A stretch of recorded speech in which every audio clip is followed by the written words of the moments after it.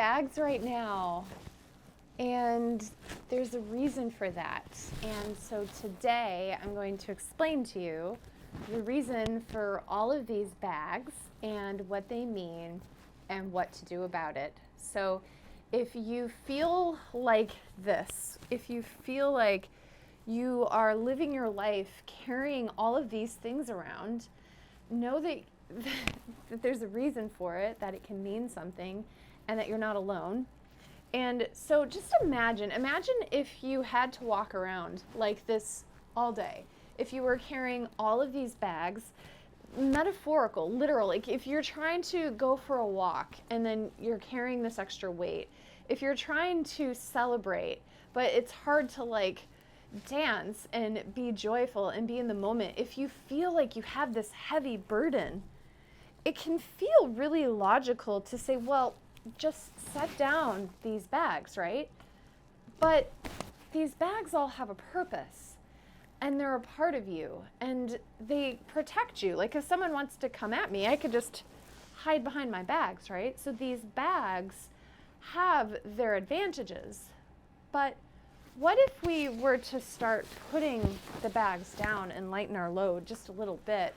What would that look like? And that's what we're going to be talking about today. If you feel like you have all of this weight on you, if you feel like you have this heaviness, if you feel like you're holding on to stuff, then this video is for you. This conversation is for you. If you feel like you have all these old thoughts, all of these old memories, all of these old experiences, all of this stuff that is occupying real estate in your brain, it's like carrying a backpack that isn't yours.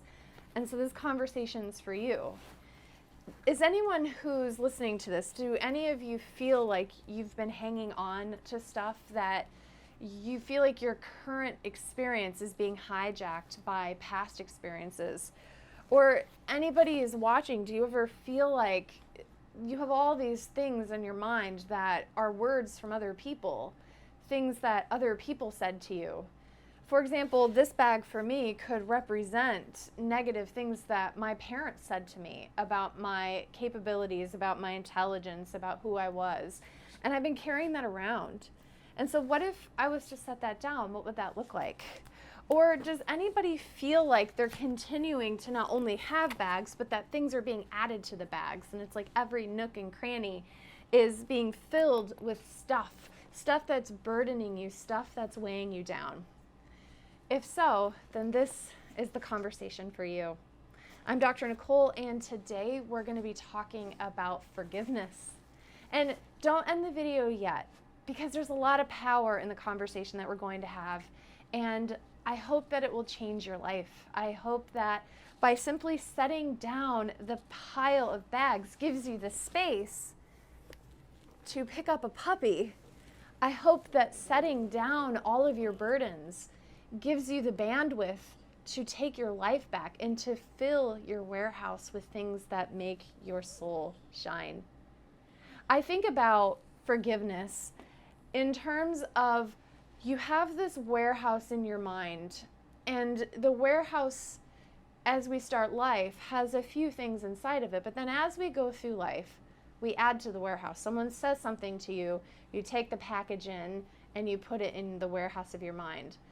And as we go through life, we accumulate more and more and more things. We accumulate experiences, messages, thoughts, meaning, and we start to fill our warehouse. But if we go in and do an audit of our warehouse, if you go into your mind, into your thoughts, into your experience, if you go into your warehouse, how much of that is yours? If you were truly to look at the labels, read the labels in the packages, how much of it is really yours and how much of it belongs to other people? And how much of it is somebody else is going through their own thing, somebody else is having a hard day, somebody else has their own warehouse of packages, causing them to be carrying these heavy burdens, and in their desperation to perhaps get rid of their heavy burden, or in their own resentment and pain, they give that to you, and then you take that and then you store it and you carry it with you. The thing with forgiveness is that it's not for the other person. Forgiveness is for you. And forgiveness is different than concession, right? When I think about concession, it's to end a conflict. It's to just, okay, fine, you're right. I accept it, just let's let it go. It's an avoidance of responsibility and avoidance of conflict. But rather, forgiveness is releasing the negative emotions that are inside of you that are shaping those bags, those backpacks that you're carrying, or the boxes that are occupying the real estate of your mind, that precious real estate. Symptoms and signs that you may be holding on to hurt, holding on to wounds, holding on to grief would be, do you dwell on the past? Are there buttons where there are people in your life that know your buttons, these things that are like raw places on your body where if it gets touched, that it's really activating? Do you feel like you just can't let go of something? Do you feel brain fog? Do you feel anxiety? Do you feel anger? Do you feel angst? Do you feel frustration? Do you feel incompetence? Do you feel imposter syndrome? Do you feel like you struggle to connect with other people and that you have to have this protective wall up? Do you feel hypervigilant? These are all signs that you may have a warehouse that is full of things that do not belong to you. And so when we think about forgiveness, we want to think about forgiveness fitness. If you are fit at forgiving, that means that your warehouse is constantly being audited and things that don't belong to you are being removed and taken out so that you have space for new things, things that give you life, things that give you joy, things that build you up, things that speak truth, things that hold you accountable to growing, evolving, and changing, right? Forgiveness fitness is what brings you to your truest self. If you don't have forgiveness fitness, and if you are holding on to hurt and resentment, if you are holding on to the negative things that people have said to you, if you've been receiving shipments of other people's pain and garbage and you are carrying that, it can create disease in your own mind and body.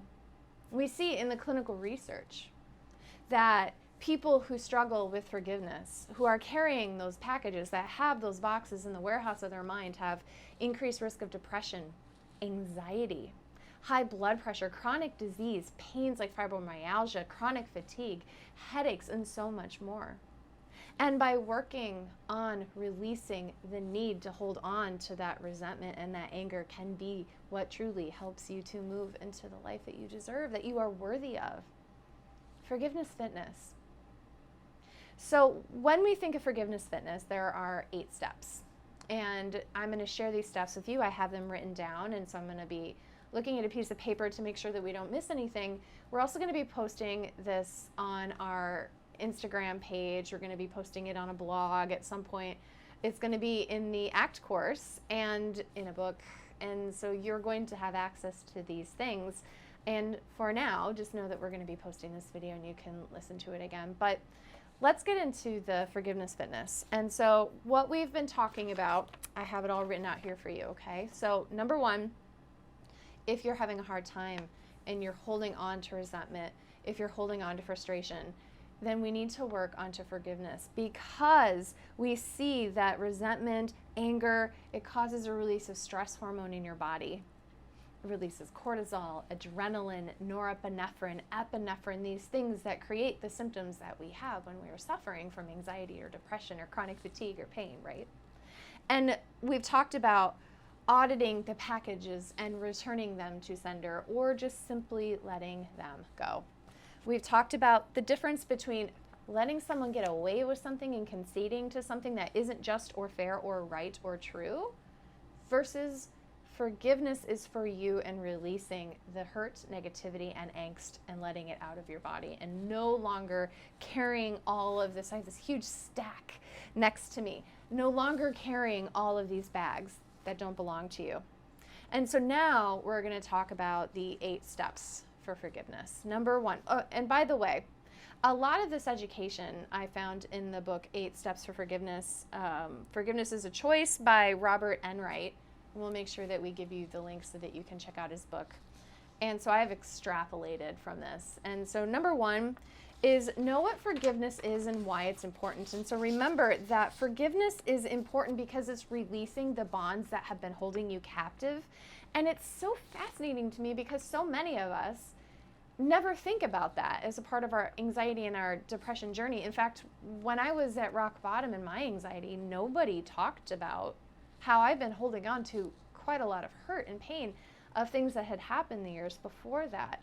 No one talked with me about that, and I was harboring it. I don't know about you, but I'm a good stuffer. Is anyone with me? Is anybody else here a good stuffer where something happens to you and instead of dealing with it and releasing it and processing it in the moment, you stuff, put your feelings aside? Yeah. So know that forgiveness is important because forgiveness causes suffering in you. It can cause disease. It can cause symptoms. It can cause stress on your nervous system. And releasing those bonds will help you set the stage for freedom. And so what I want you to do while we're going through these is I'm going to give you self-reflection questions. So if you have somewhere you can write or a piece of paper, I want you to ask yourself, where do I need to call upon forgiveness in my life? Who do you need to forgive? What do you need to let go of? Maybe it's yourself. Is there something that you did that you need to forgive? Is there something that someone did that you need to forgive? Not forget, not concede to, but just simply release that.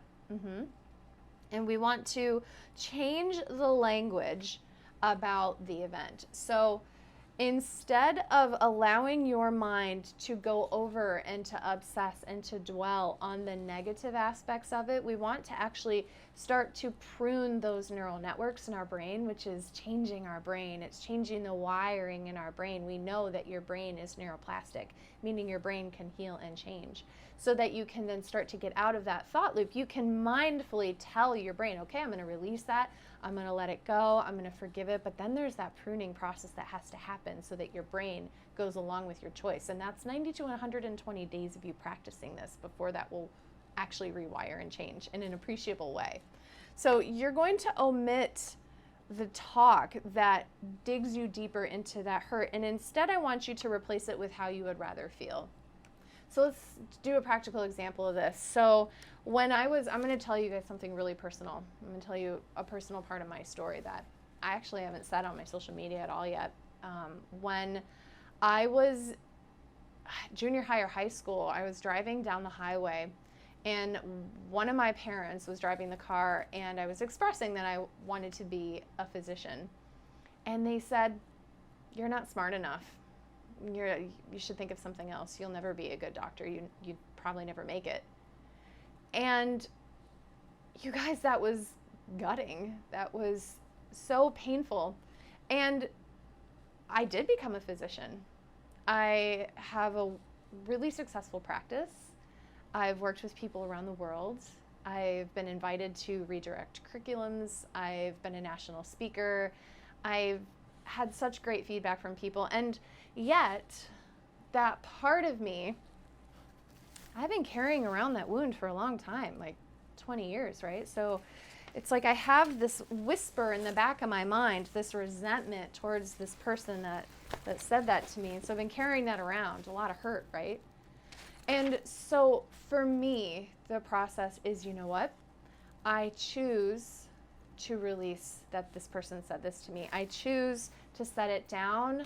I choose to do an audit of those boxes. That was her stuff. That had my parents' name written on it. That was her stuff. That was her lack of confidence. That was her anxiety about failure. That was her garbage. And I had been holding on to the hurt and the truth of that for so long until I made the choice to go and look at that package and say, you know what, I'm not going to believe this. I'm not going to hold on to this. And I'm going to let it go. And so when I think about that, I have to think about, she said this to me. And this was from her place of suffering. It wasn't a reflection of me. It's just where she was. And I choose to love and accept myself. So that's a practical example, very personal one from my life. So I ask you guys to be personal and real. And so I want to be real and personal with you too. Okay, so we want to cultivate a compassion for humanity, right? And so in my example, that's really trying to cultivate a compassion for her, having radical empathy that she was doing the best she could with what she had. It was really wrong. It wasn't okay. You should never say something like that to your child. And yet, that's just where she was. And so releasing the need to change that, releasing the need to hold her accountable 20 years later for saying something like that, has been a huge part of my transformation and owning my joy in what I do, right? So cultivate a compassion. So when you're thinking about forgiveness, you want to work on cultivating compassion, right? So for yourself and for the person that hurt you. Okay. The next thing in cultivating compassion is to show love in everyday encounters. And this could be something as easy as smiling at the gas station clerk. It could be paying it forward. It could be using words of affirmation, giving someone a little extra time. But the way that we wire it is the way your brain's going to fire it. That means that if you are acting in a way, kind of fake it till you make it, if you are acting in a way that is giving life and putting that energy out there, your cells hear that, your brain hears that, and your brain and your cells will start to respond as though that is reality. And this is neuroscience, right? So we have to start creating those synaptic connections. We have to start putting that out there. And then just simply on an energetic level, it creates a higher vibration for those who are around you and get to benefit from your life-giving position in the world, right? Okay. Address your inner pain. This is doing work. Like you guys, I've done so much work. I've done EMDR. I've done cognitive behavioral. I've done ego state work. I've done nutrition and lifestyle. I've really worked on owning my process, and that should be a part of your healing process as well. Forgiveness, fitness, healing the body. Do the deep inner work. I teach you more about how to do the deep inner work in the Anxiety Breakthrough Program. So check it out. If you're interested and you're ready, take that step. The link's in the bio. All right, forgiveness, fitness. We all feel stuck. And so if there's a really big sticky factor one, then have mercy for yourself and know that every day that you are choosing to forgive is a day closer to when you will actually feel that forgiveness and then be free from the bondage that holding on to hurt and resentment and grief and pain has been keeping you. Okay. Finding meaning in your suffering. This is tricky for me because I don't want to consent to suffering.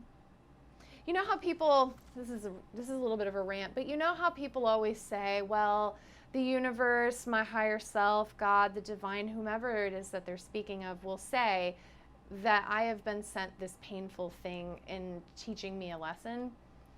And I personally reject that. I believe that there is pain and that there is suffering in life. And I don't think that it is an intentional thing to make you a better person, but rather when pain happens, and it will, it's inevitable, right? When pain happens, we can choose how we deal with that pain. We can choose to hold on to those packages. We can choose to dwell in that pain. We can choose to resist instead of receive. We can choose to suppress instead of express. We can make a choice with how we deal with pain, which is inevitable. Or we can allow that pain to mold and transform us. And so having my parent tell me that I wasn't worth anything and being told that I would never be a doctor and I wasn't smart enough to be a doctor, instead of believing her and then choosing a different career, I was like, you know what? I delete that, just not allowing that into my world. I kind of tap on my forehead because I have this friend who's a hypnotherapist where she always says, delete, don't let that in, right? And so instead of allowing those messages to be a painful thing that holds me down, I don't consent to that, but I did choose to prove her wrong, and I did choose to pave my own way, and you can too, right? Okay. Finding meaning in your suffering. I like the quote, smooth waters a skilled sailor does not make. Smooth waters a skilled sailor does not make. And if you're going through something really hard right now, if you've been wronged in a way that is so unacceptable, so wrong, so, I want to say unforgivable, but forgiveness is for you, it's not for them. And so if you're going through something, it's really important to honor that, to be in that anger, to be in that hurt, at times to be in that hate, to acknowledge all of those feelings that are coming up, and then release the need to continue to universally hold that accountable, to release that and be like, you know what? I'm releasing the need to hold that in my body. Okay. So when forgiveness is difficult, call upon your strengths. And I wrote here, when experiencing a deep injustice or witnessing a deep injustice of other people, we can feel powerless, right? We can feel unequipped to manage it. Sometimes it's just too big. And so we have to call upon our strengths. What can we do with it? So in times when I've witnessed injustices, I think about, I can't change that injustice. I can't right the wrong, but I can make a difference in what ways I'm gifted. And so that may be part of the forgiveness practice, is finding empowerment where you do have power, because oftentimes when we are wronged, we don't have power, right? That power has been taken away from us, and that's part of the journey of finding our personal power, and that can be huge. And so a journaling question is, have traumas in your life prepared you to contribute to the world in a unique way? And if so, what are they? Right?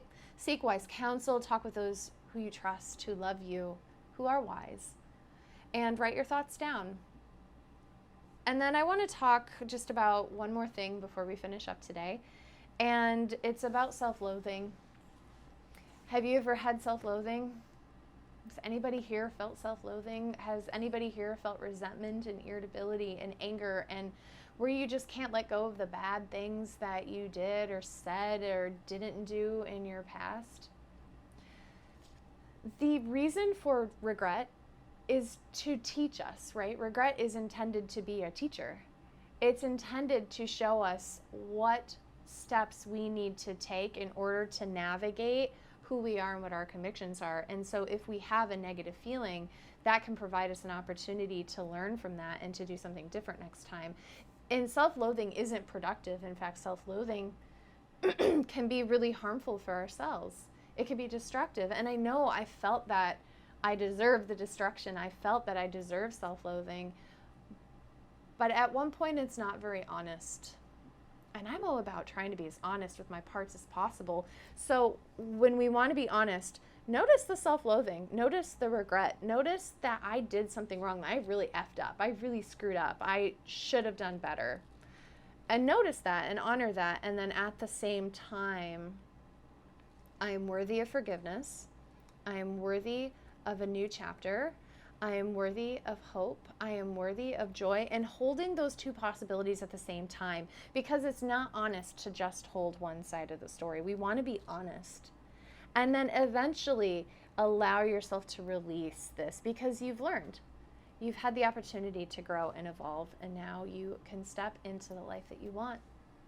So today, we've been talking about forgiveness and why it's important, how to do it, why it matters. We've talked about some journaling exercises. This is all coming from the ACT method. I did reference an amazing writer, and I'll make sure to get you his information. And then we'll be posting some information in the blog about this in the coming weeks, and so check that out. You can find everything by going to the link in the bio. And any other questions or topics, let us know. I'm Dr. Nicole, and I want to express to you, I'm so grateful that you've been a part of this journey of helping me set down my packages, because when I do these videos with you, when I do these podcasts, when I have the opportunity to share life with you and be real and be vulnerable, it helps me in my healing journey. So thank you for your comments, for your love, for your messages, and for being present and helping yourself to truly transform. All right, I'll see you guys next week. I honor you, I love you, and take care.